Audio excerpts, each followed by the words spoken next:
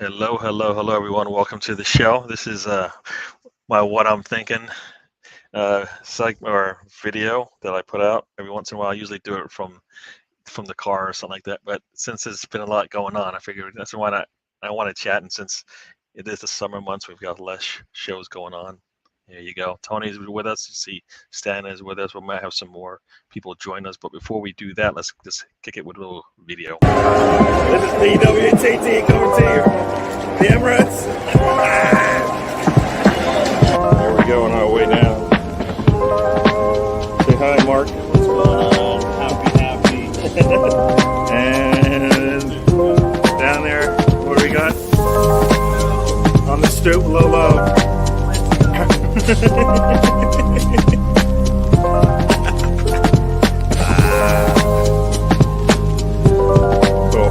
at the Tollington. Hello. We're at the Tollington. We just saw a couple players go by. Bruce Nelson, Dinchenko. Hey, dude. Another player just went by. It's crazy. Another player just went by. This is great.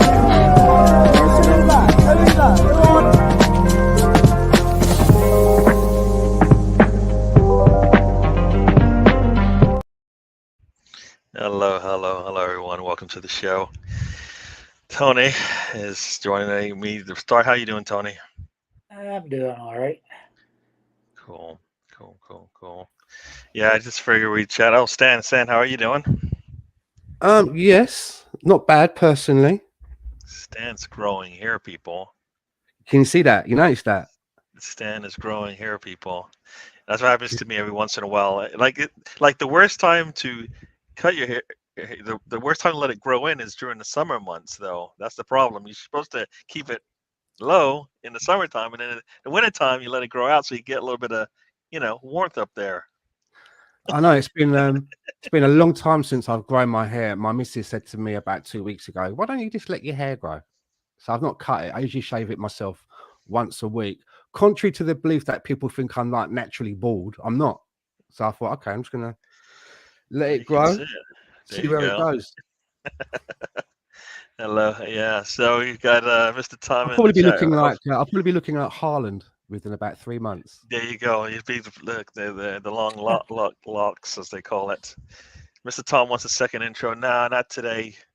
I don't even have an intro for this show. You know that? So that's probably another reason why. Big Scunners joined us. Welcome to the show. Arsenal Forever is welcome to the show.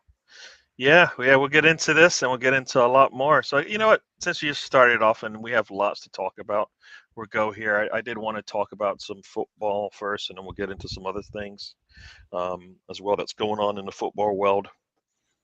But yeah, so Casado, I guess that is the news right now. It was a lot of Rice, but we'll get into Casado since that seems to be the one with the what are we doing kind of approach. And before we can start this, I'll bring in Matt to the show. Matt's been out there pushing his word out there to the people. Sorry, I was running late. Me and brother Tony Claude was having a good discussion there. We in the back chat there, so you know how that go. Cool. No problem. So we'll get into it. This is a good comment. We'll start with Casado. I've been listening to a lot of people. I haven't been able to have my say, so I have my say, and we'll see where that goes. So we wanted Casado in the summer. They didn't want to sell. We said, all right. I guess a lot of people thought we were pushing it a little bit too much, trying to get the deal done. Now they didn't want to do it, or we weren't going to give them the right numbers. So we'll hold out. I'm assuming, okay, that means we're still interested in the player. We need help, right? I don't think we need help up top, attacking wise, as much as we do on the back end, right? We scored 88 goals. That's second in the league. We actually only gave up 43, which is actually third in the league. I mean, it's not that bad there, but that it's glaring when it's the reason why you lose games towards the end of the season when you don't have depth. So defense for me seemed like an easy one. We can defend better. We don't have to score. We don't have to score 2 goals. We're lucky to score 1 these days, but yeah, 2. So I was happy with like the whole Rice-Ado thing. I thought that actually made a lot of sense in the case that you get those two players, they fill basically 4 spots for you. You have a player that can play in the Xhaka role if you need to with Rice, and maybe he'll come back and maybe replace Partey if needed. And then you've got a play in Casado that can play right back as good as he can play in the midfield, maybe a defensive mid. Perfect. You got it. You got 4 spots. I think for 170, if you said that's what you're going to get, it's worth it based on where we are today in this market. I mean, if Ben Rice, Ben White, Ben Rice, if Ben White is worth, if Ben White, Ben Rice, I don't know where I get that name. You're rusty, Gary. When you got Ben, yeah, it's been a while. When you've got Ben White going for like 50 mil, and you're saying that, and I don't think he came with the same CV as a Casado or a Rice. Then if you're going to spend that much on that player, then 70 to 100 on Rice and Casado isn't that much if you're willing to spend. And I think Arsenal's typically done well when they've spent over 50. They don't usually waste. They haven't been wasters. They've been able to get something out of those players. So I'm happy with that. Player. What? -1 player. Who's that? The one that cost 72 million. Okay, yeah. So yeah, that had nothing to. That's not a typical deal that we've done. If there's a whole lot of like a little dirty stuff going on there, so I wouldn't say it's the same. But yeah, that's kind of I think Casado would have been perfect for us. The fact that we are going after Kai Havertz, which is another problem in itself, seems like what we just did last summer. We just we gave City what almost 90, 80 mil. Is that And film? then- I know what you did last summer. Yeah, I know what you did last summer, and it's coming to haunt us now, right? Because we're doing the exact same thing. The man's showing up with what is it, the shovel or the axe or whatever he's holding. Same Yeah. thing. Guy in a raincoat's out there, and he's coming after us. We're doing the same things we did last time, going after players, helping other teams out. They don't need the help. They don't need the help. They got the money. Got Mr. Tom joining us. Ryan has joined us. Welcome to the show. But I guess Tony, since you're here, what's your thoughts on this Casado? What is it, Mr. Tom? You wanted to say something? No, Stan said hello, so Okay, sorry. I've been polite. All right, Tony. So talk to me about Casado. I think it's a lot of money. It'll probably be worth it in the end, but I don't like paying the Premier League tax and all that stuff. So just and like going back to Chelsea, don't want to help them out with money, and it gives them more wage money each week. Same as City allowed them to. They basically bought Holland for him. That's basically what we did. Yep. Yeah, we're helping teams get out of their rut, and we're fixing their mistakes as well. In the case of Chelsea, so Stan, Casado. Well, for me, the Casado, Rice, and Havertz, they're all kind of linked in to the same chain, because I was under the impression that no money was going to get spent, no funds would be released. The first funds to be released would be for the Rice deal. They'd spoken to the player, sounded out the club. Once they spent that money, then the other dominoes would fall. So it surprised me to hear that we're putting in bids for Havertz. And we're putting a bid in for Havertz to a team that is also after one of our key targets, Caicedo. And, the amount of money and players that Chelsea have, I'm sure that they're in a place now where they need to sell before they bring in. And I don't see why we are aiding that. And then you see comments or stories like Arsenal won't enter into a bidding war, but don't create one then. Just don't create one. Do you know what I mean? If we had the money to go in and put a bid for Havertz before we put in, before we've got Declan Rice over the line, why have we gone to Brighton first and put something in there? Why have we leapfrogged now and gone straight to Havertz and allocating funds with Chelsea? Doesn't make any sense to me. Yeah, no, I mean, before this thing all happened, right, a lot of people were saying it's either one or the other anyways. Nobody expected us to get both.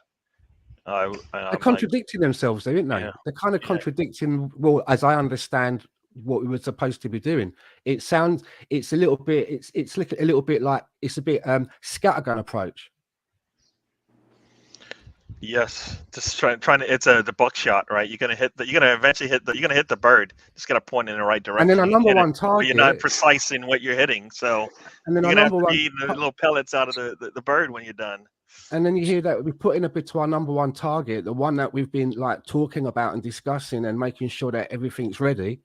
And then we want to sort of like we want to pay it off for the layaway project, like we're going to buy a sofa and we want to pay it off at like $20 a month.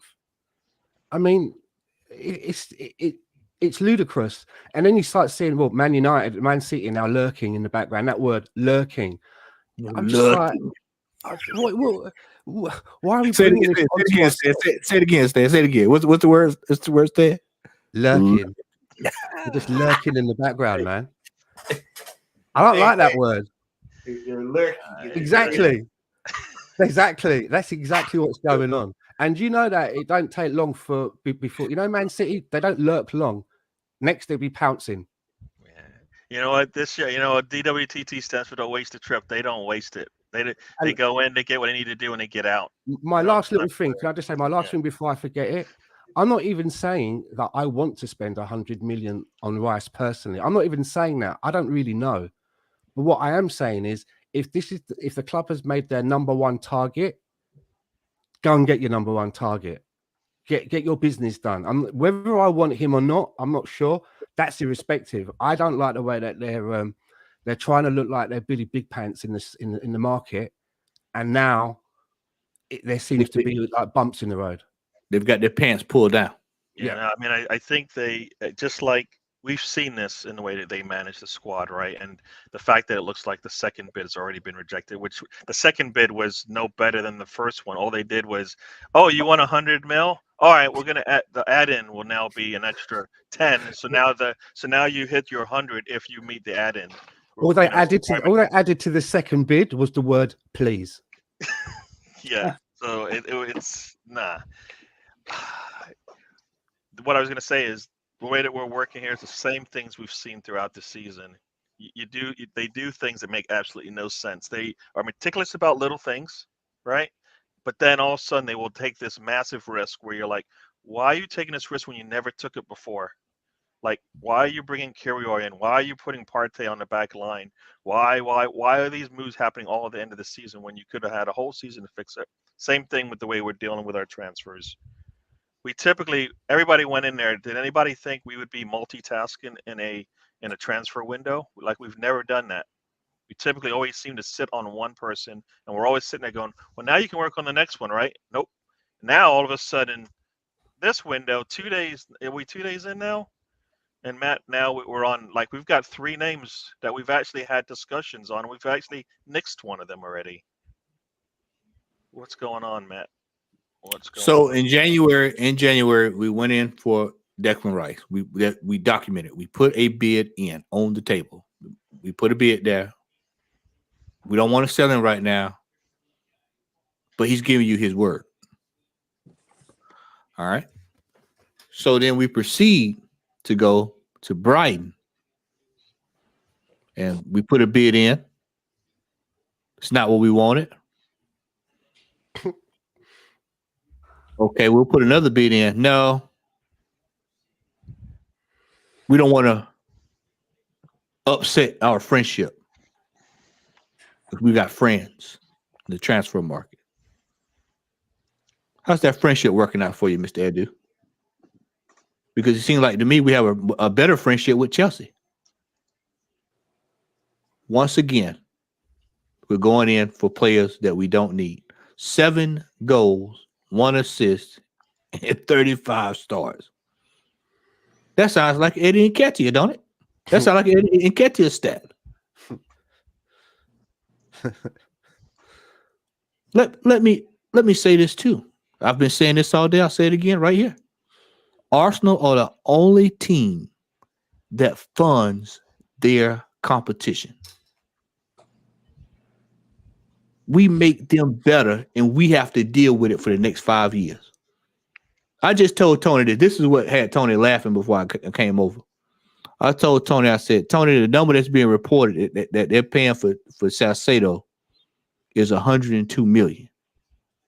We're going to give them 60 for Kai Havertz. They've basically paid the money that we went to the table and bid for initially out of the gate. So they're basically paying for him what we bid initially and got turned down for. I said, now only at Arsenal can something like that happen. He said, man, I didn't think about it that way. I said, yeah, we do this. Exactly, right. This is Arsenal. Yeah. This is Arsenal.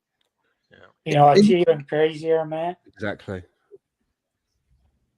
Is that our number one target a year ago is up for sale and Juventus fire sale.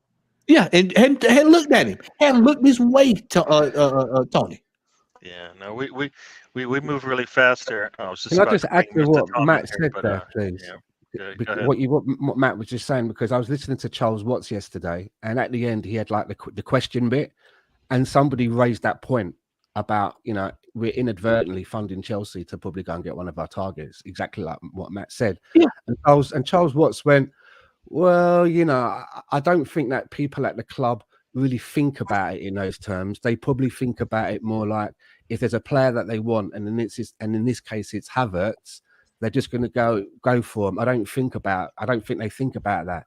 And I listened to that and I thought to myself, well, they should be thinking about that.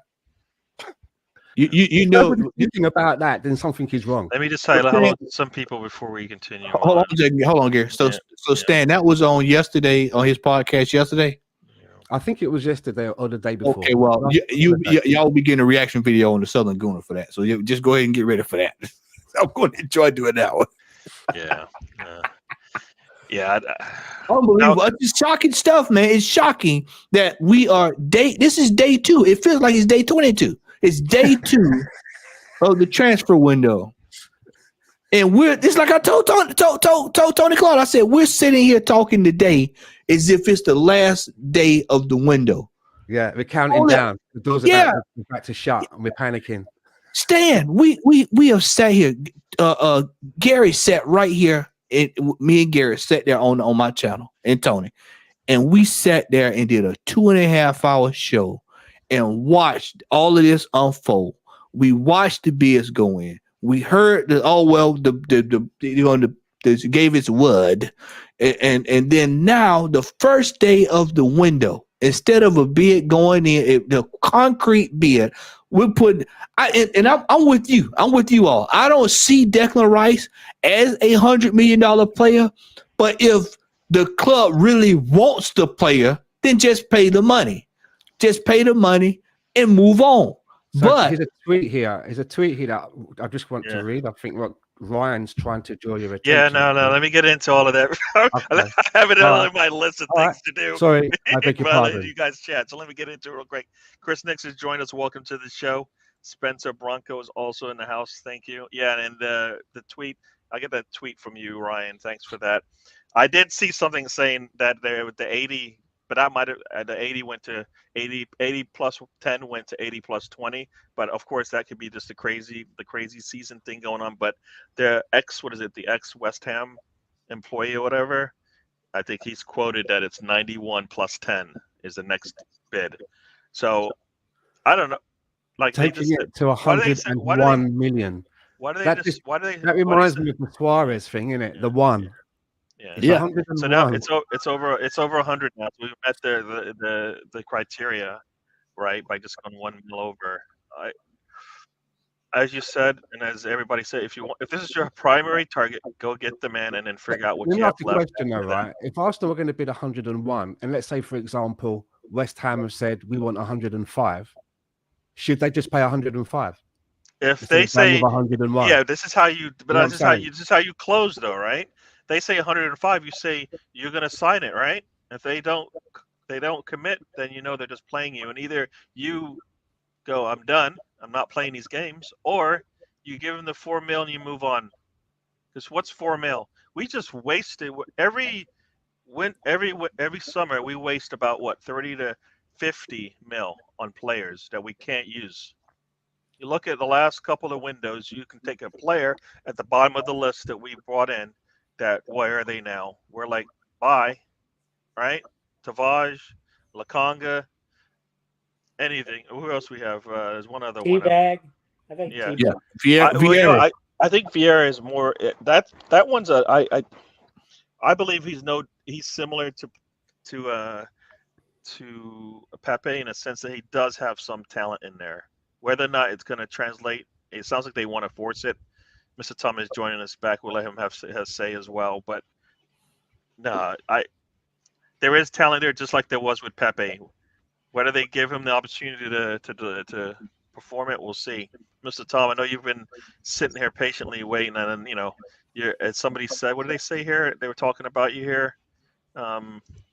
Yeah, Tom's ready for the championship life. I see that you might have a manager. Uniform. You've got the uniform already. You got the uniform. You're all ready to go. I thought I saw like there was a manager that either said yes or no. I can't remember what it was.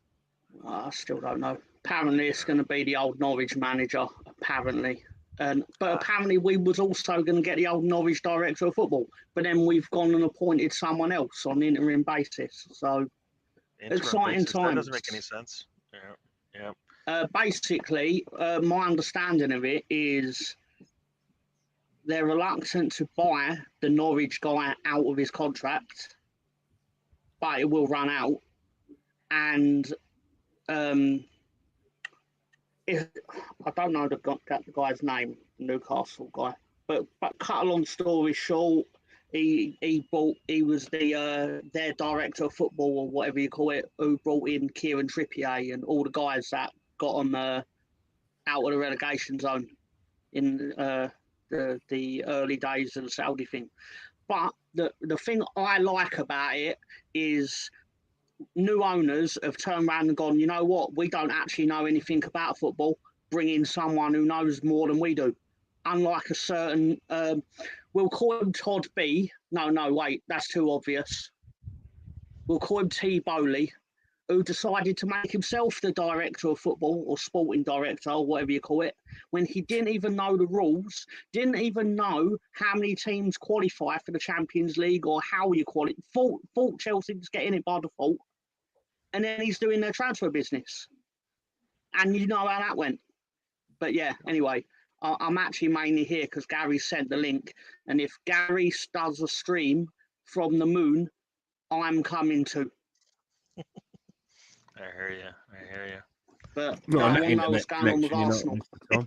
Not on your internet connection, Mr. Tom. Not happening. Now, as Chris Nick says here, just because you're buying players from the same doesn't mean the players are cast offs. Well, you know what? When's the last time Arsenal sold a player that you would not consider a cast off to a team in the Premier League? Outside, I guess Willock would be the last one, but they don't happen too often. When was the last time? When was the last time Arsenal bought a player of quality from a competing team? Oh. That's the $1 million question. The captain of that team, probably, right? No, I'm talking world top of the line quality player. Okay. I get Matt's point here. I can answer it sort of, or not. I'll do the reverse of it. Like when you buy a player from Manchester United, you're buying Silvestri, and when they're buying a player from you, they're buying Robin van Persie. Bingo. And it's two totally different directions in the intent. Bingo. We get this is why I said I was telling TC Tony Clark. I told him, I said, in theory, the Gundogan thing sounds good, but the reality is that let's say we sign this gentleman. I'm just throwing this out there. We sign Gundogan. We'll get him for 2 years, and then when it's time for him to leave, he's either gonna leave for free or we won't be able to get anything for him. That's how we roll. If Man City gets Rice is 23. They'll be moving off of him in 3 or 4 years, and they'll get 65 to 55 million for him, 75 probably. And then they'll move right into the next prodigy that they're gonna buy. Last year, I think it was last year or the year before, Our outgoings, 19 million euros is what we made on outgoing. I mean, that sounds like Bolton. That doesn't even cover a Nicholas Pepe and what's got to left to pay him off. I mean, we've got major problems at this club, man. Just people just not looking. You got to follow the money. Follow the money, man. And look at this year. We got 4 million pounds from Monza for Pablo Mari. And I don't even know what the hell that is, man. Monza. So yeah. So somebody said we're supposed to be going out there getting the top players, right? This is why we got in the Champions League, right? Everybody. I'll tell you about Monza. Monza, you don't have anything good to say about Monza. They were owned by former AC Milan owner, and yeah, it is a racetrack. Owned by former AC Milan owner and Italian Prime Minister Silvio Berlusconi, who, when they played Juventus, he told the players, "If you win, I will bring in what's the word I can say on this show? That's PG. Ladies of the night by the truckload." Yeah. That happened at Monza. And that's called an incentive. that's a stand type incentive right there, boy. That will get them, man. They get them smiling and playing good. That would get them playing. Maybe Arteta should have did that last run into the season. Yeah. I would have got a 2 out of the boy. Monza won 2-0, by the way. So there you go. Do you think Monza can get Camille to go there? In all seriousness, it's really disappointing that we started out this way.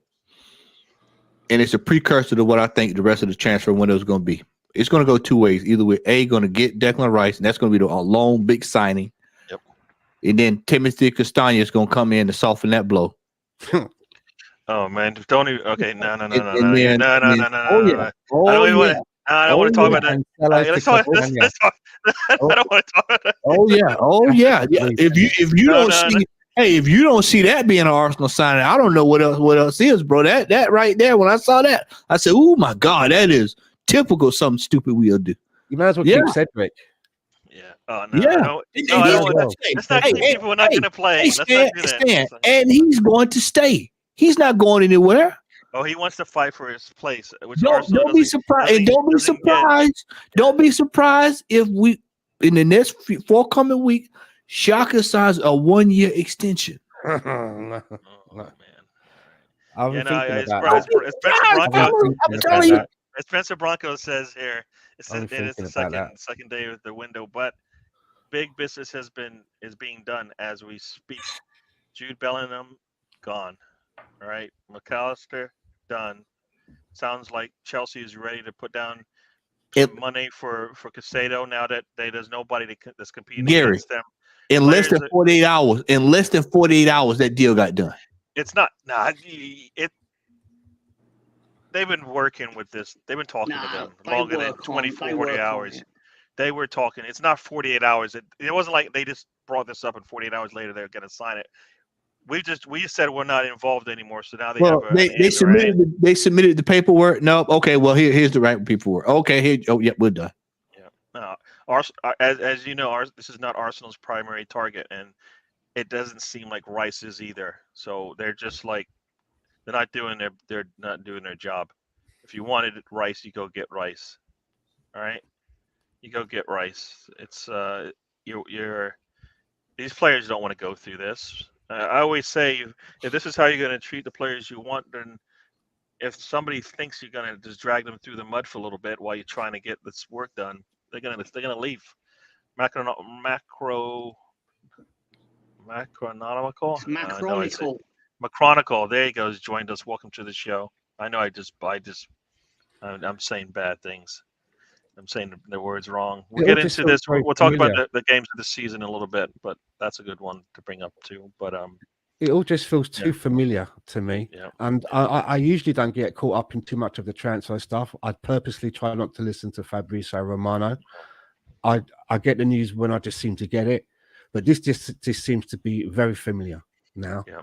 You know, Rafinha, Vlahovic, Mudryk, Caicedo. The last time, it's just starting to feel very familiar. And this is probably the reason why we don't do our business. It's probably why we don't do our business before the summer transfer window, because this is what happens. So there you go. So I don't know. I do think Arsenal fans get their meat hooks into one particular player, and then when it doesn't work out, it's a disaster. Well, if the team was going for multiple players, then yeah, but they don't. Yeah. The team is streamlining their transfer business. So the only thing you have is the one player they've been sitting on for like months. I mean, you can look at any window. There's one player we've been sitting on for at least a week, if not 2, sometimes 3. That's what we go by what they tell us and their actions. And what's been reported. But my point the is, actions are that one player take it with a pinch of salt. Whereas you all take it ultra seriously. You have your heart set on the Christmas gift, and you're hoping for a PlayStation, and you're getting a dictionary at best.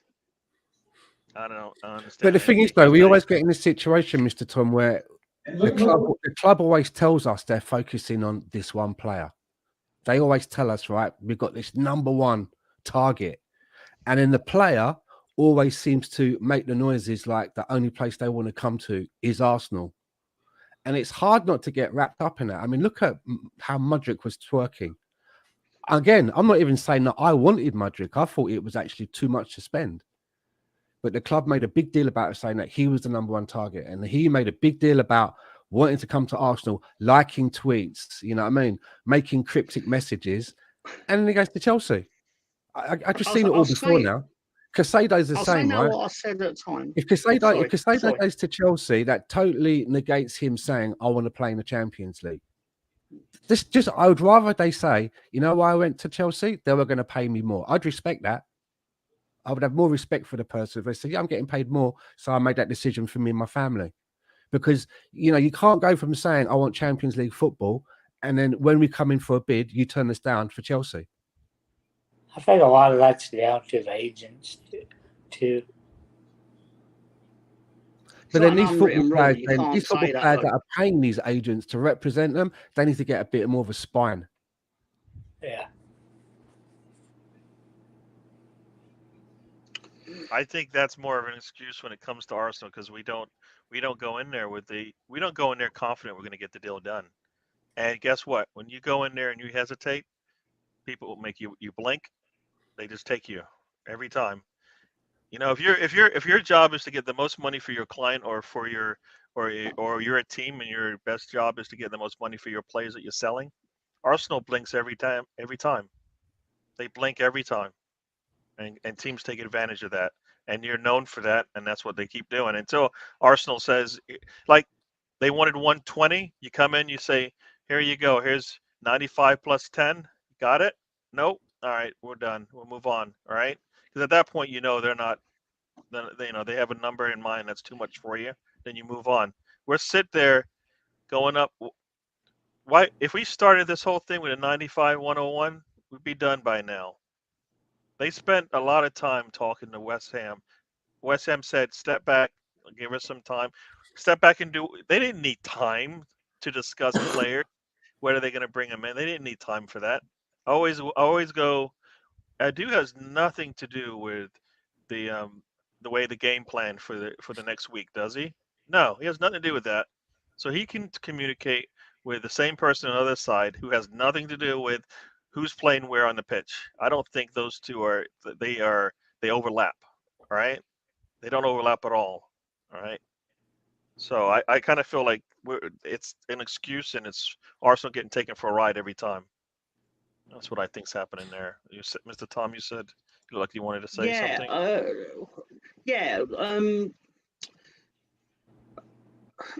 Piggybacking off what Stan was saying about Mudryk and the twerking, as he called it, but I believe more specifically he was watching Arsenal games and Instagramming it, wasn't he?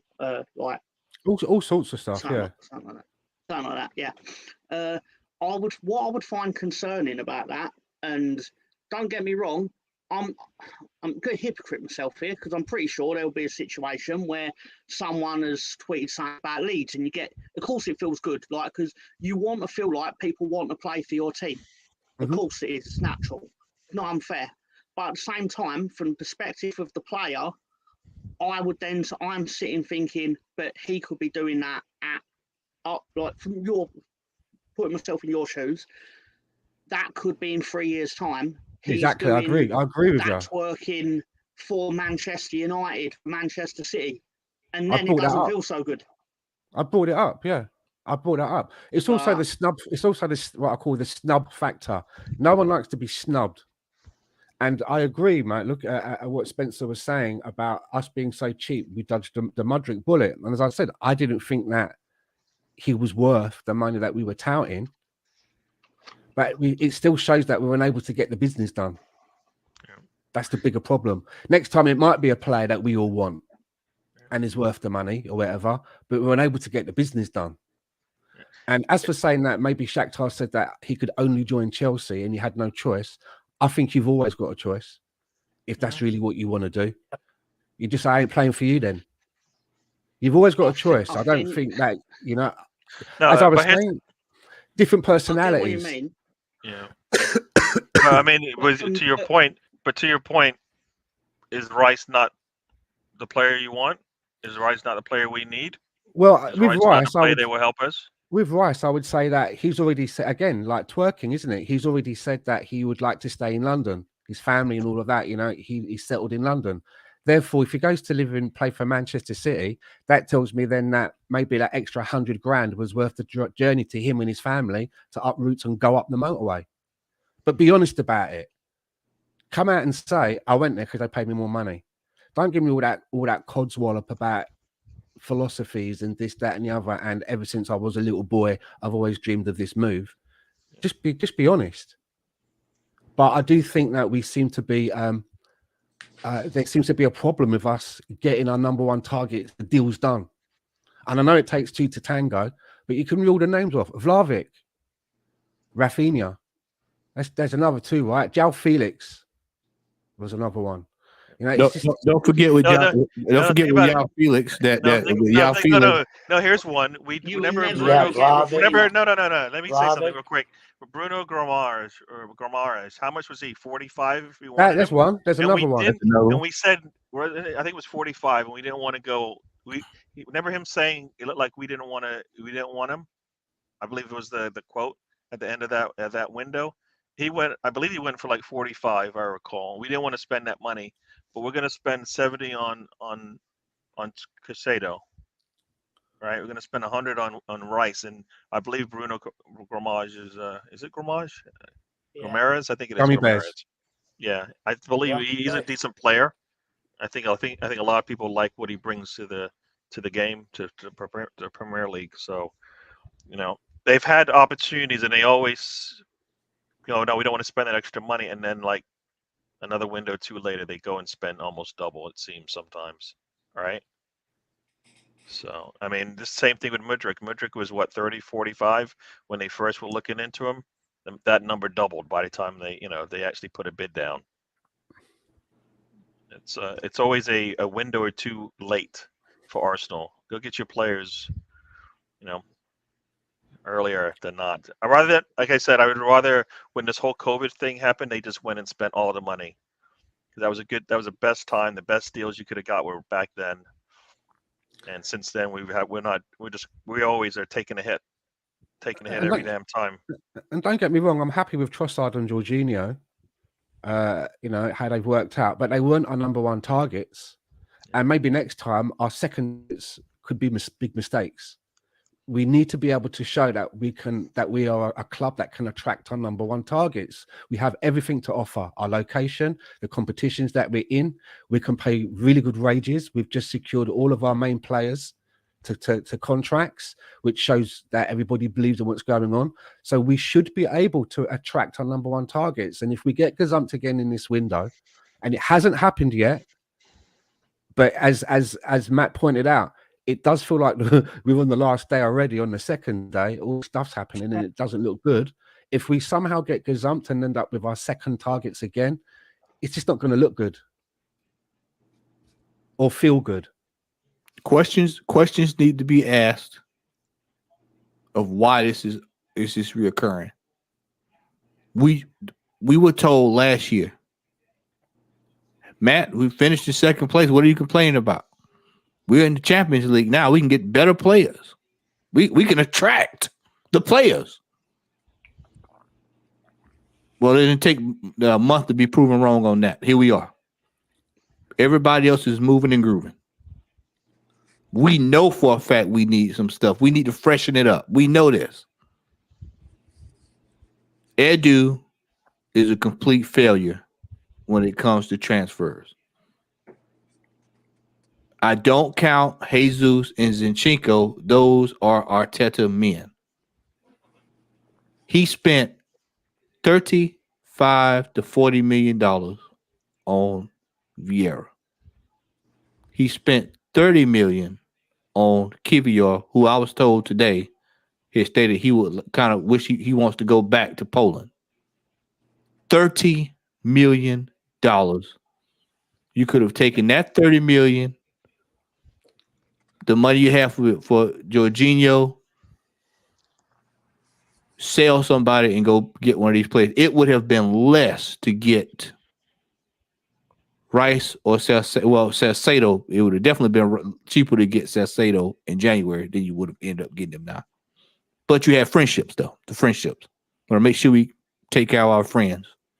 How many of us have them? Friends. Once we can depend on. Yeah, I mean that's and this is why I say, Gary. This is why I say, Gary, that this regime is all smoke and mirrors, man. It is all smoke and mirrors. Lisandro Martinez, that's another one. Oh my God. Jesus. Yeah, and that wasn't that I'm not saying either, right? that. I'm not saying that maybe wanted these players, but it's just examples of not being able to get what you want from the standpoint. Stan, you know we'll end up getting. We'll get a backup left back, and it'll be Dumfries from over there into Milan. We'll end up with somebody like when I saw him last weekend. I said, "Ooh, that looks like a Arteta type signing right there." Absolutely no use at all. I mean, look at this. I mean, brother, it's shocking, man, that we are consistently in this type of situation year in, year out. You know, people are starting to say, I've heard people say, well, we need to spend money. Well, we spending money. We spent money. We spent mega bucks. We just don't make any from ourselves. That right there, Tony, and the fact of what are we spending money on? 60 million pounds, 7 goals, 1 assist, and 35 stars. That is Queen's Park Rangers type stuff. Yeah. But you know what the key to it will be though for Arsenal? They'll go there because they'll offer him the 60 million, but they'll try to work it out over some long ass period where, do you know what I mean? To string it out. And I think that's how we seem to be doing a lot of our deals. I'd love to know the insides of some of the people that we brought in, what the payments are. And I'll guarantee you there's probably not a huge, big sums are being paid up front. Because if you heard what they were doing for Rice, it was like 6 payments of whatever it was over fucking years and years. It wasn't like, here you go, here's 70 million. And then there's 10 million in add-ons if we fucking reach the World Cup and another 10 if he gets the golden boot. It was the lump sum, but we want to break that down. We want to break that down over a series of time. And that's the problem. There's 13 million over 6 years. That's no good to West Ham. They want to spend that shit now. Now, what does that mean? Like West Ham can only buy players where they have to promise to the club, we have to pay you over a period of time now because we're waiting on this money. Well, the world doesn't live on the never.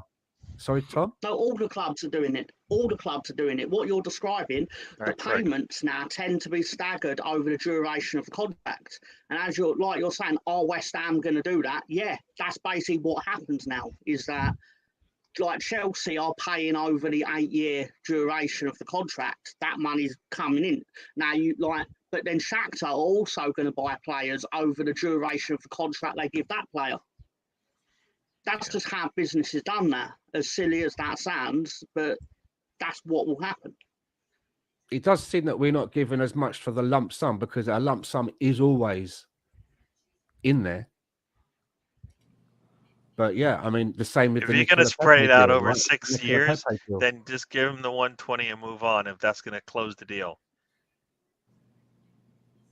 that's all I got to say. If you're spreading it out over 6 years, 20 mil a year, you just move on. That because that's I'm not a not big saying it's outlay. right.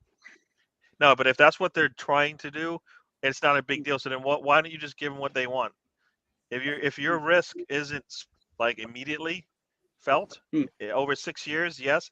Rice, is he good for it? I think pretty much he's good for it, unless you do Yeah. something No. stupid, which Arsenal has been, has done before. But the man seems to be able to play some football, can play some good football for us. The Assembled has joined us.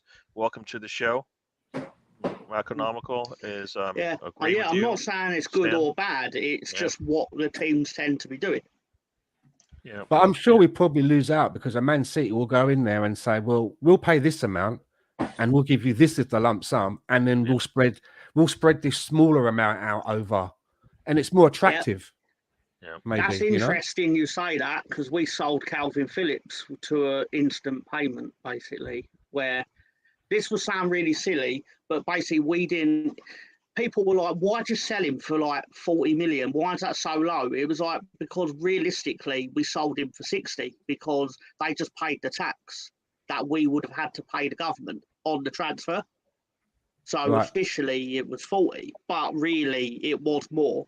Just that's what we ended up having in the bank. And the government got the rest. Yeah, but Man City, basically the Dubai, like the state oil clubs, are the only ones that are going to be doing that because they have it. Yeah. If that's the case, then why are people expecting Arsenal to play the same game? They don't have the same resources. And why are we upset when they don't do things we want? They can't afford it. They don't have the bank account, right? They're not playing. They don't play that same way. As much as we want to talk about, what Kroenke's doing with his other teams. Just to answer the system Spencer, they're totally different. It was Ornstein that's been saying that, when the first bid has been rejected, but that they also understand now that Manchester City are approaching West Ham to find ways if they can get a deal done. And that's the worrying bit. It's not only that we've had a bid that we've lost out on the first bid, even though we might be preparing the second bid. It's the fact now that we've got somebody like Man City is now circling and sniffing around, and they're able, I would imagine, to maybe make the deal look more attractive. But can I ask a question, right? If you've got a player that is leaving the club, and maybe they've got a year to go on their contract or whatever it might be, and the player says, I want to go to this club. This is the club I want to go to. And that club makes a bid for the player, but then another club comes in and makes a slightly better bid. Can the player still not call it and say, I'll still want to go to that club though? Or does the player get no choice in it? The club makes a decision and the player has to go to where the club decides. How does that work? Anyone know? Didn't the West Ham owner go? We asked Declan Rice to hold out leaving, and we said we'd do it in the summer, and so now we're letting him go. There's got to be some agreement there as, we're letting you go. You're going to have, like, they did. Well, yeah, they've agreed. If a team comes out and says he's leaving no matter what, right? Yeah, the club you've have got agreed. A little bit. You've got some power in the situation, right? You must have some say in this, right? If you're a big enough player, if you're a big enough player, you should have a say in where you go. Declan Rice should be able to say where he wants to go. Declan Rice should be able to.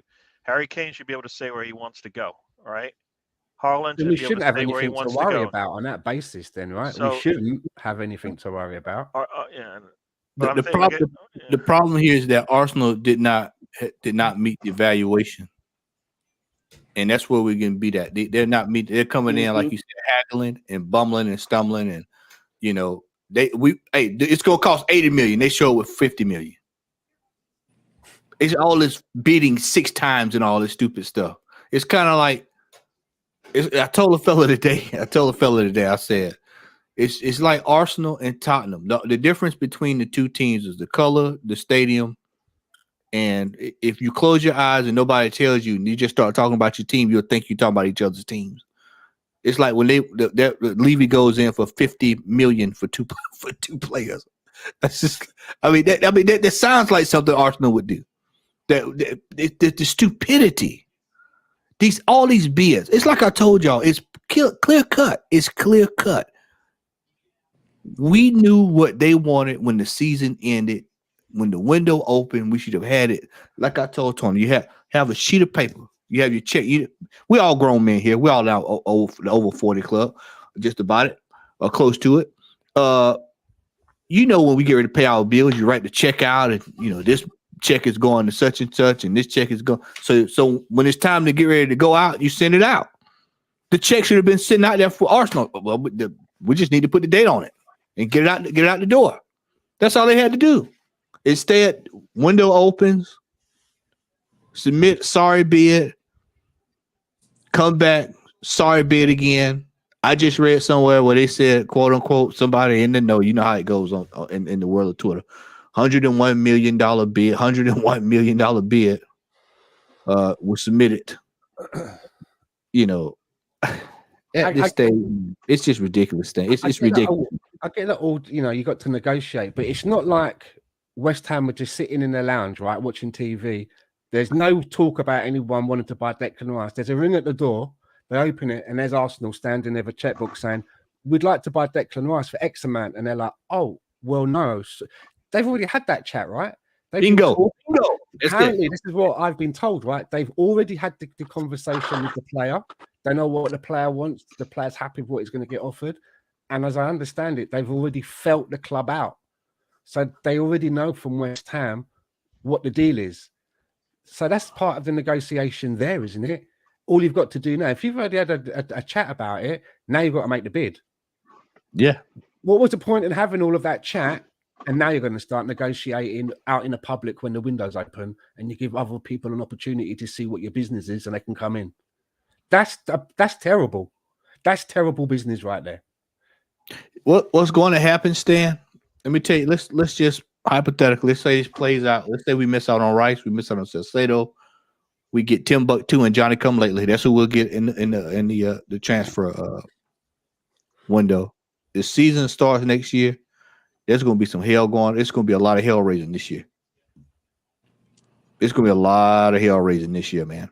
I mean, this is unacceptable. I could not believe that we went in for Kai Havertz yesterday. I came on yesterday to talk about Tim Castagne, and I got Kai Havertz, buddy, and that just knocked me to the floor. I couldn't believe it. I couldn't believe that Arsenal went out there and put in a bid and even discussing it. Discussing that when Emmitt Smith-Rowe is in the team.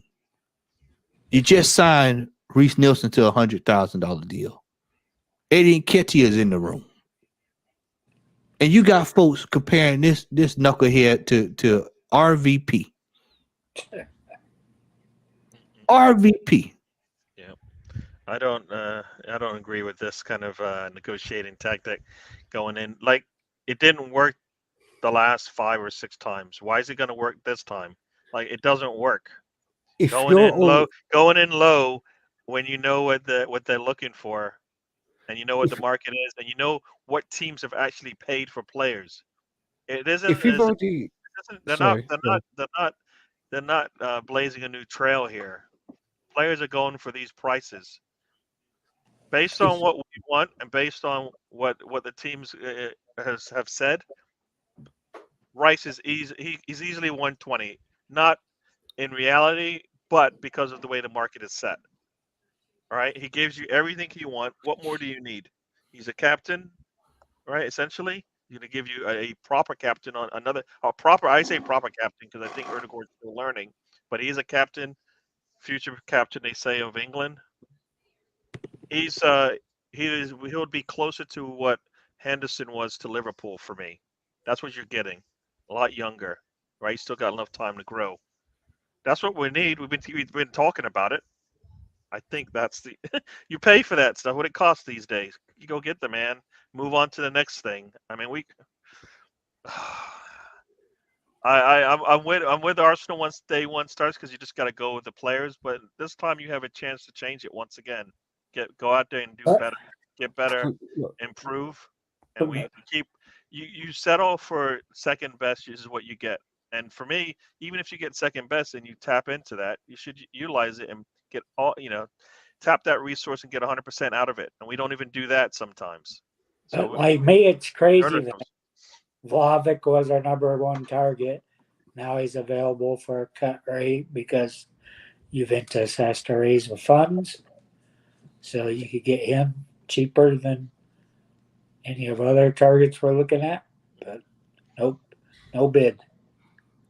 if Arsenal have already had chats or feel them out discussions with West Ham before the window opened, then when you come away from those chats, you should be coming away already knowing what the number is that will make them blink. There If you go. don't know, if you don't have that information after those chats, you've been doing it wrong. It's as simple as that. Stan, that's why I said in January we knew what these people wanted. All we had to do was wait until the window open, go in and get what we need. This is absolute capitulation. This is a failure too within the same calendar year. It's embarrassing. This is embarrassing that we knew for a fact we wanted Rice and Salcedo, and then here you are potentially not getting either one of them. Somebody's head has a roll for that. But we got a damn dog. Yeah. Looks like I mean- Inter Milan. Looks like Inter Milan's going to make a formal, what they call a formal approach for Balogun. Yeah, they'll probably get him. They'll probably get him. We'll sell him. We'll sell him. Bring it, and they'll say, "Well, Kai Havertz is an upgrade on Balogun because Balogun came from the shit of French league. I mean, nobody's putting up goals in the French league." That's what they'll say. They're going to cook this thing up. The PR machine is ready to roll. Yeah, but Arsenal still wants Wall from France, and he's not as good as Balogun. Yeah. Exactly, but that's the way we roll. We do dumb stuff like that, man. You've got a player that was sixth in the scoring. They'll go get some other chap that hadn't even scored near the goals, but he's one for the future. One for the future. Project Youth, Phase 8. All this stuff. Be excited. That's what they said. Be excited. And what did I tell you, Gary? Hey, man, you want to come to New Jersey, watch the game, man? What I told you, Gary? Look at you. I don't think I'm going to see you for a while because I don't think I'm they're going gonna to get on the plane. You say I'm gonna get on the plane from Georgia. Yeah. Go up there, just pay them high ass prices up there where you at, and watch Kai Havertz. Are you shit? Yeah, exactly, Tony. Hell, I go fly to Oklahoma and sit down and watch I'll be tornadoes, there. man. there Before I go out cheering there and do on that, So Havertz and Castagna, whatever his name is. I'll go out there with Tony in Oklahoma and sit down and watch tornadoes before I go watch the Arsenal. Before I will watch Arsenal with Kai Havertz in it. Ain't no way. And eat beef brisket. Yep. Ain't no way. What a joke. I mean, this is embarrassing. And and as you said, we know they know what their budget is. They know how much money they can spend. They know what they need to do. Like if they need to sell players to buy players, then do that. But they know what their budget is, right? If their budget is 150, then you deal with it and you get your players appropriately. So you, based on what your budget is. If your budget's 250, you do that. So, Gary, I mean, it's like I told you, you have a running list of players, and you should have already had stuff in order. It's no. I mean, when I look at Liverpool, the argument I heard this week was, well, it was an activation of the release clause. Well, surely they would have had it spoke to the player beforehand to make sure the player was okay with going to the team. That's called player agree to terms. So I mean, all these excuses, man. The bottom line here is the PR machine is back out again, full force. They're going to sell us on Castagna and we'll get some guy from I told you from Payak from Jerusalem. We'll get a striker from there, and then we'll be ready for the season, and they'll tell us we're going to be challenging for the title. And then when we're not challenging for the title, they'll say, well, the aim is for top 4. Then we get top 4, be satisfied with Europa League. Then when that happens and we get put out by Rapid Vienna, then they say, okay, well, hey, man, trust the process. We're on in phase 6. You won't even like this news because it sounds like you were talking about that team and us being the same. They want to deal. They want to buy Dejan Kulusevski, but they don't want to pay the buy price. So they're like negotiating about not paying the full buy price. Yeah, imagine that. And so, like Arsenal thinks they have to pay. Like Arsenal thinks they have to buy. That's slightly different though. Who's his parent team? It's Tottenham. No, it's Juventus. I mean, Kulusevski is Juventus. That'll be why they want to renegotiate it because they know Juventus ain't got the money. But they're taking advantage of a situation, right? Yes. All right. Edu takes advantage of a situation when it comes to a barbecue, a vacation. Okay. I was gonna say no. He doesn't take care. Like he's not buying, out like players like Vieira. He took advantage of that. Yeah. I mean, we talked about players in the relegation zone. Hey, Gary. And we're not even looking at them either. Hey, Gary. Sambi Lakonga. I don't even know who is that. Who is that? Sambi Lakonga. Don't know who that guy. Okay, yeah, that tells you all you need to know. That tells you all you need to know. That player is is close to Nketiah to me. It's like, why are they still here? Stan, you remember Stan? You remember about 3 years ago, Stan, that they we were linked with all these moves for Ainsley Maitland-Niles, and people were ready to pay 20 million and 18 and 17 million for him, and he just leaves the club a couple of weeks ago for free. Yeah. I mean, that's classic. That is. Yeah, because I thought it was like 35-40 the first time. Yeah. It was then big time. Then he went on. Then we went on that tour. He spoke after the game, and then we never saw him play again. And it's like, what the world's going on here? You know what? Whoever was in charge of that Iwobi deal to Everton for 40 million, they need to like hold a class at Arsenal and teach. That was missing a tad and all them. That was missing a tad in the crew. That guy's probably he's probably at Brighton right now. We'll never see the likes of that again. Things like that. That's long gone. Did you all see that Unai Emery when he got the I think he got the sporting director from Sevilla or the scouting? It was one of the two. He got from Sevilla. No, he's got the scout from Sevilla coming to Aston Villa. I wouldn't be surprised because I think Mislintat was at Sevilla with him. I wouldn't be surprised if Mislintat go over there. People forget Mislintat was the one that found Martinelli. Yeah, was he? Yeah, that was him. Yeah, that was Mislintat. So I mean, you look over there. Yeah, Monchi. That's it. Monchi. Yep, that's it. Monchi. I couldn't remember. Yeah, they went and got Monchi. He's over there at Aston Villa. And they're getting it together. We're over here. We're over here with Edu. Stan, I don't know if you. I did a video with brother. Shout out to brother Yorkshire Gunner. Don't know if you saw that interview. I found some audio from last season, and Edu said when him and Arteta initially talked, he said they talked about everything but football for over an hour. That's the first conversation. I mean, that right there. Brother, this is your first job. I'm going to ask you all kinds of questions about football. He could at least ask him how to put the cones down. He didn't even ask him how to put the cones down. Everything but football. I mean, this is what I've been telling people. Both of them got to go. They have to go. They have to go. I'm not going that far, and I still want to see how this window plays out. But my concern is that I'm beginning to see a pattern of that the club isn't able to get their number one targets, irrespective of whether I want those players or not, because sometimes I don't. I'm just saying that it doesn't look strong in the transfer market, and how this one seems to be unfolding, as I mentioned earlier, by making it clear that the big target is Rice, and nothing's going to happen before that one, and then hearing that we've already made a bid now for Shai Havertz, which could then, give Chelsea a little bit more to go and get a number of our target cards. Say that to me just makes no sense.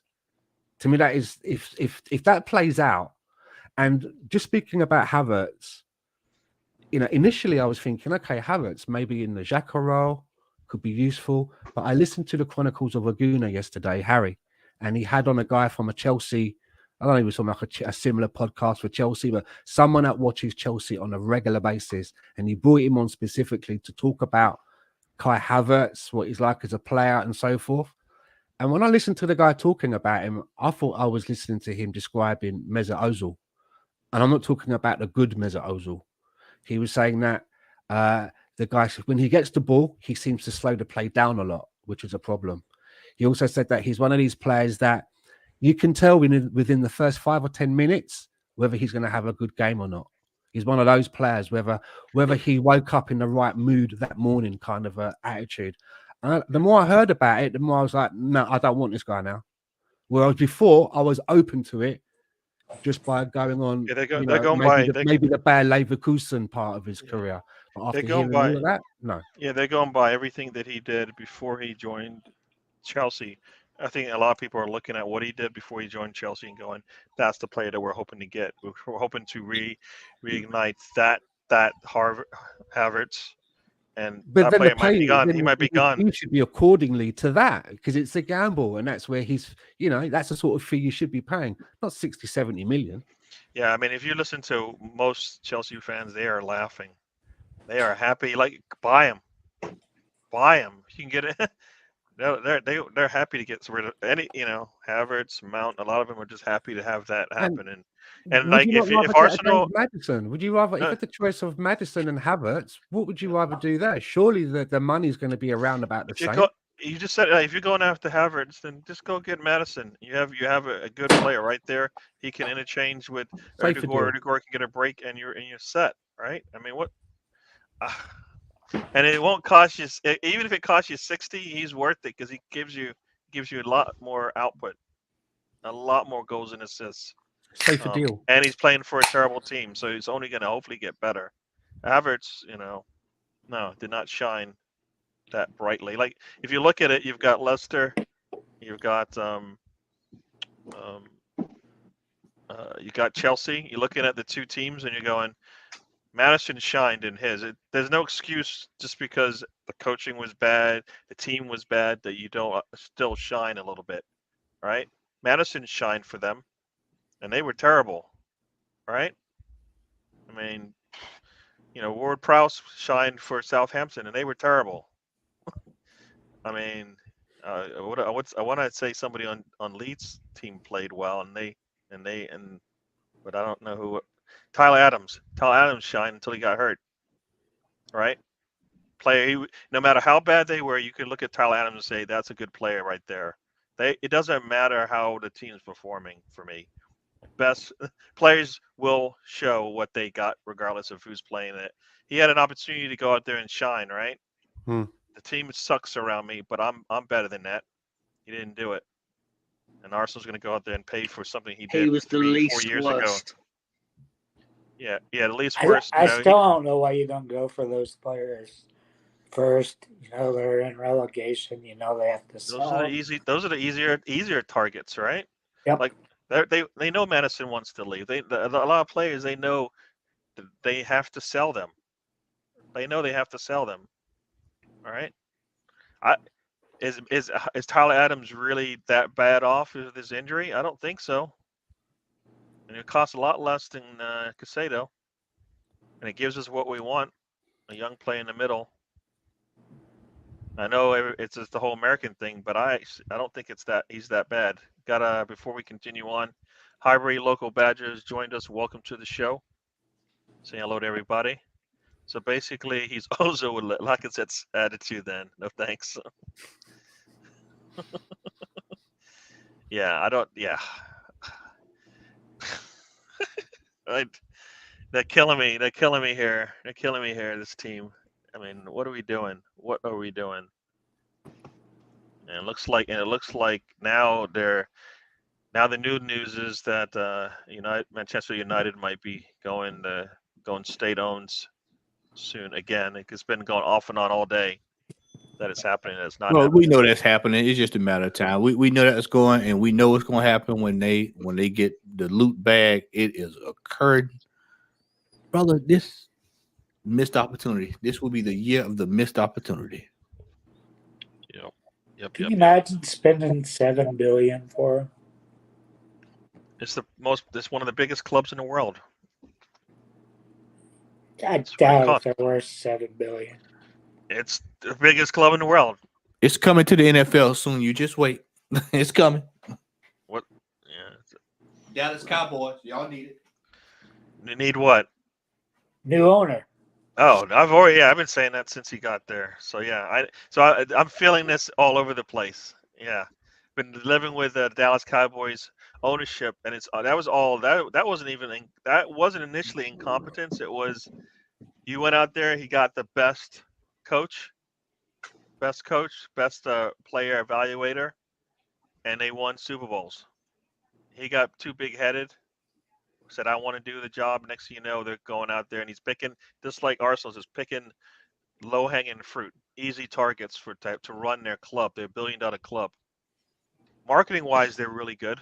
Just Arsenal's marketing is really good. If you look at the way that they market, they can sell it. They can sell a jersey, right? Every week, if they push out a jersey every week, they would be doing really well. But to play some football, not so much. They don't go out there and get the best guys. Russ has joined us. Hey, Russ, welcome to the show. Are you early or something? Yeah, I don't usually have a show at this time on this day. This isn't Ray's on vacation, so I'm not even sure if we have a show tonight. But I said I just wanted to chat.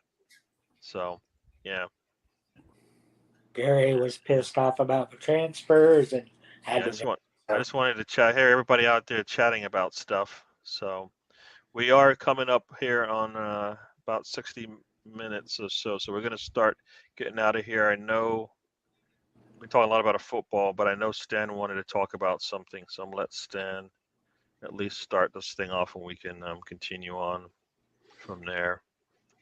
Well, the other thing that popped up in the news, which I looked at this morning, was the Alexander Zinchenko interview that he did with Piers Morgan. And to be honest with you, I didn't like it. And the reason I didn't like it is irrespective of the subject matter, which is something that I'm not really qualified to talk about because it's something that I've not studied. So I don't know all the ins and outs of it. What I didn't like was the way that he was seated there sat in front of a big Arsenal badge behind him that was in focus all of the time. And it just gave me the impression that no matter what Alexander Zinchenko's views are on that situation, it kind of now appears that those views are also shared by Arsenal. And I think that is an arena that Arsenal shouldn't be stepping into.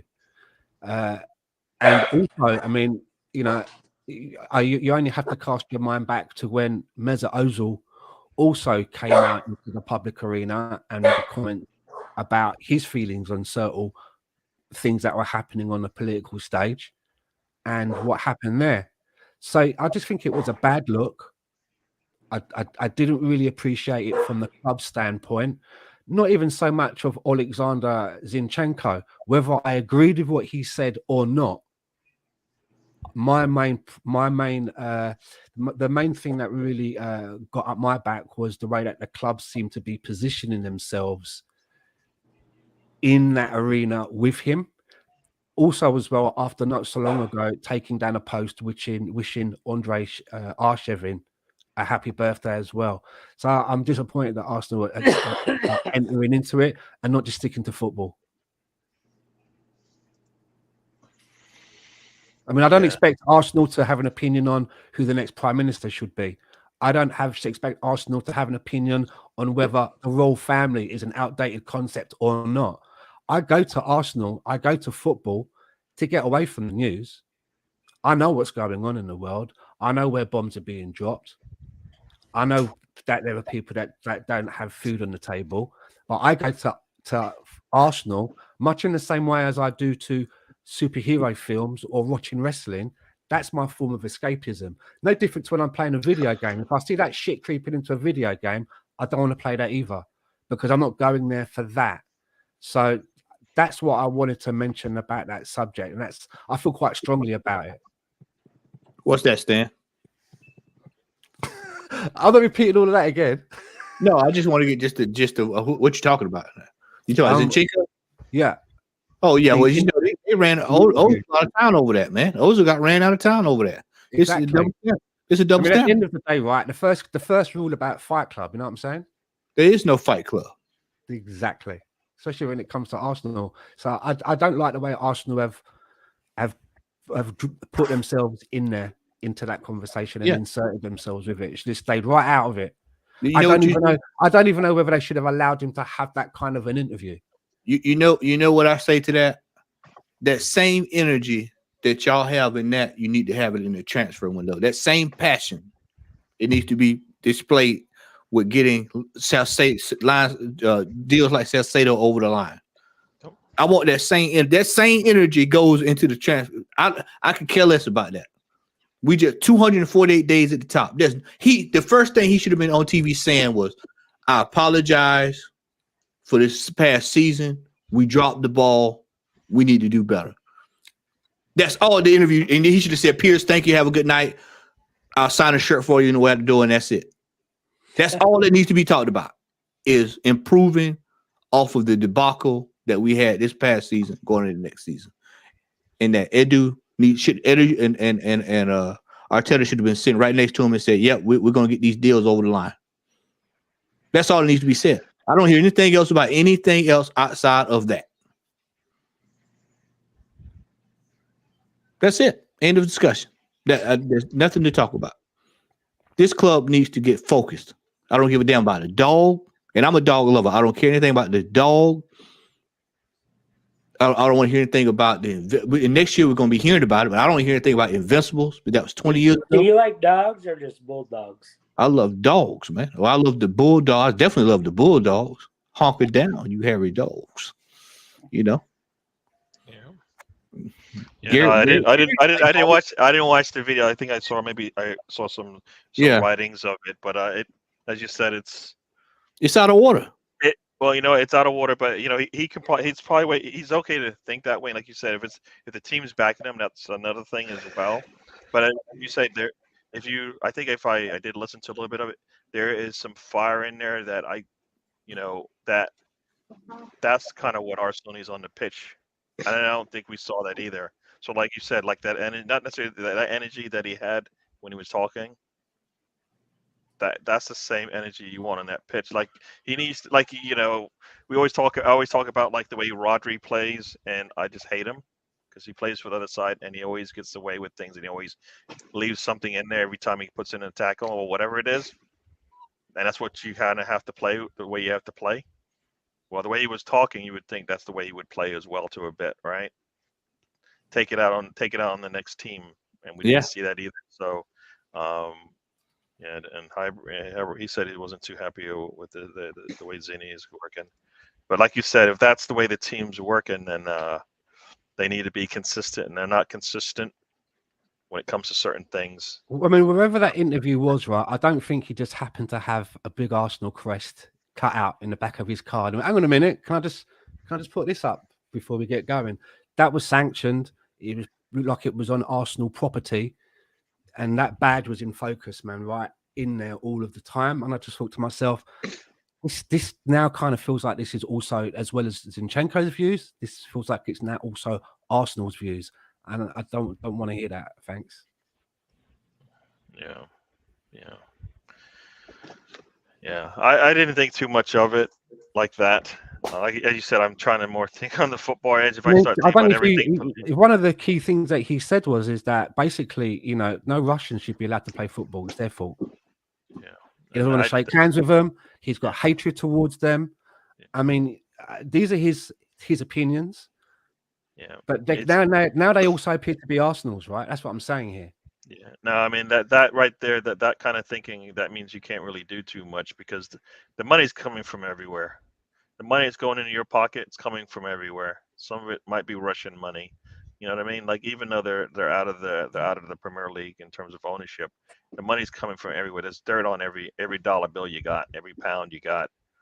If you stick to your guns, if you follow the money, you're gonna hate where it goes because it never ends up in you always hear people saying, "Oh, I don't want to drink this beer," and then it turns out, look, you're not drinking that beer because of what? Well, guess what? Everything you've done is based on that as well. Looks like Matt said he's going to head out of here. Yeah, I'm getting ready to scoot out, brother. Head. All right, Cheers, Matt. Good to catch Brothers, up. Matt. Thanks for joining us. Hopefully, when we talk again next week or the week after, whatever, Rice will be over the line.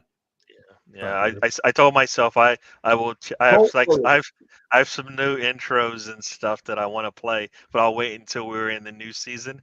And Yeah. the way we're in the new season is if we get a player signed for the new season.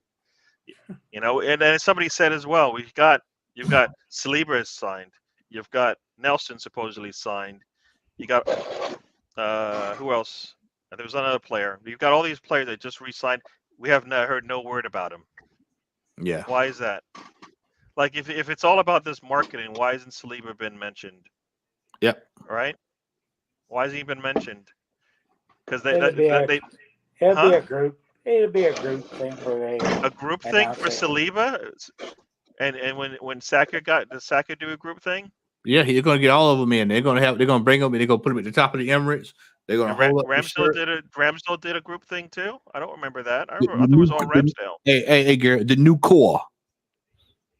I think that's stupid. I think everybody should get their day.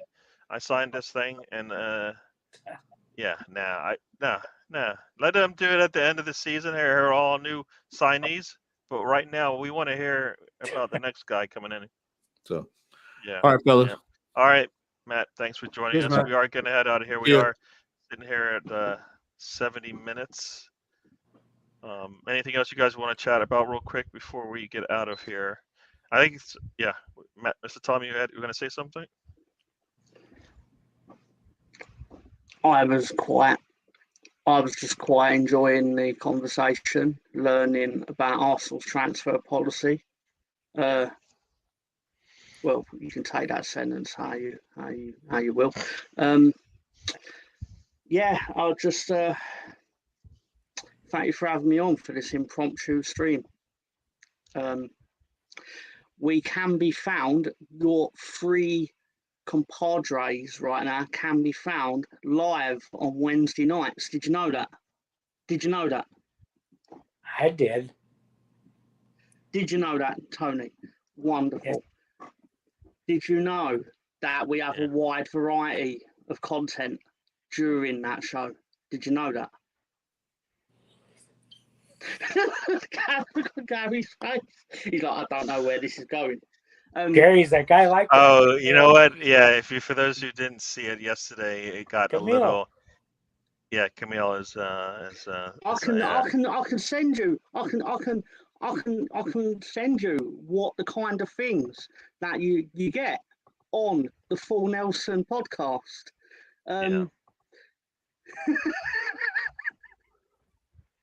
Yeah, it was entertaining. Let's just say that it was definitely entertaining. But yeah, Harry, I think you should just give everyone a taste of what is on the show. I don't know why. It's not that kind of show here, but I put in. He wants to. All right. Well, we were discussing championships, and Hulk Hogan had a belt with his face on it. And I thought to myself, has that happened elsewhere in the wrestling business? It turns out it has. Yeah, I was shocked to discover that she's holding a belt as well. It took me about 7 minutes to work that out. I'm exaggerating. 30 seconds at the most. Let's be fair. You can see them. But you can get crazy content such as that. And big, burly, beefy men, obviously. Keep it equal. Yeah. But also I also put in there a link to Laguna Shack Stan's online store, Etsy store. Yeah, he usually gets props 3 or 4 times. While we've been on air, I received an order from, I believe it was from Mr. Ryan himself, and he ordered the Arteta Trust the Process mug, which also has, on the other side of the mug, Trust the process. There you go. But go and give it a look. You might like something. Ryan did. Thanks for that, Ryan. I'll get that sorted out for you later. You might even get content that will later be prohibited / copyrighted / illegal, and then you end up having a once in a lifetime opportunity. There Sorry, you I'm go. just Yeah, getting a bit Stan personal gets it. There you go. Sorry. Yeah. So let's Don't get think out of it's here, helpful people.